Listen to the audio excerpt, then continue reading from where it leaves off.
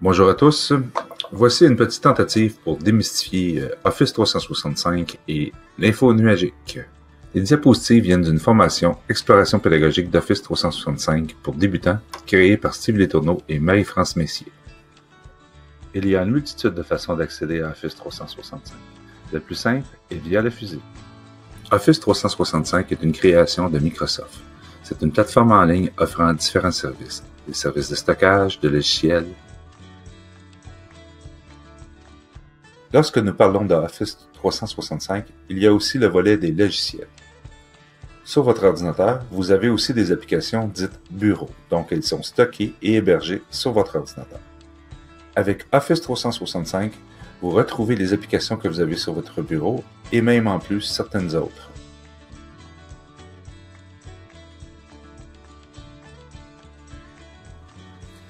Voici une représentation du stockage dans vos ordinateurs. Donc, vis-à-vis chaque ordinateur, vous avez un petit disque dur qui représente vos dossiers, vos documents qui sont sur votre disque.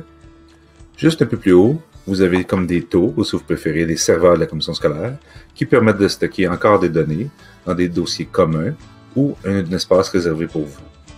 L'espace qui est réservé pour vous à la commission scolaire se retrouve sous le lecteur H avec votre matricule qui commence par E841 et tous les fichiers communs généralement sont sur un lecteur comme I. Les serveurs de la commission scolaire hébergent aussi certains logiciels, mais ce sont surtout des logiciels qui sont utilisés par le volet administratif de la commission scolaire.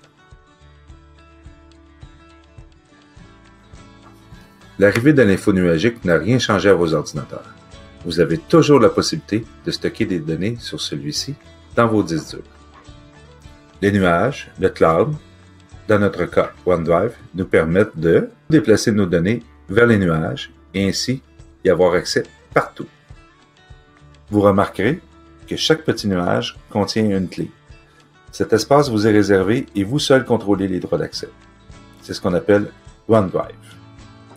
Dans ce gros nuage, il y a aussi d'autres nuages, un peu plus gros que les vôtres, qui représentent les communautés, les groupes et différents regroupements de personnes.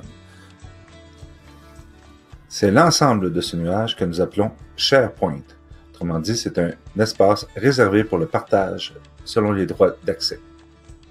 Avec l'arrivée des nuages, le réseau de la CSDA, les lecteurs communs, n'ont pas disparu.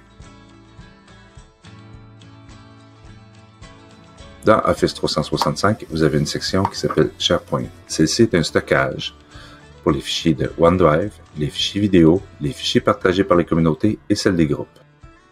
Vous retrouvez aussi les logiciels de création, donc on parle de PowerPoint, Excel, Word, les logiciels de communication, Outlook, calendrier, Contact. Il y a aussi d'autres applications à plusieurs fonctions, OneNote, Teams, Form.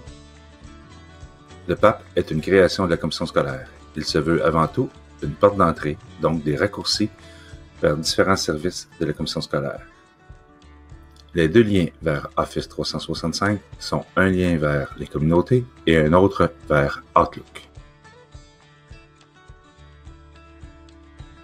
Dans SharePoint, en réalité, tous les documents sont classés à la même place.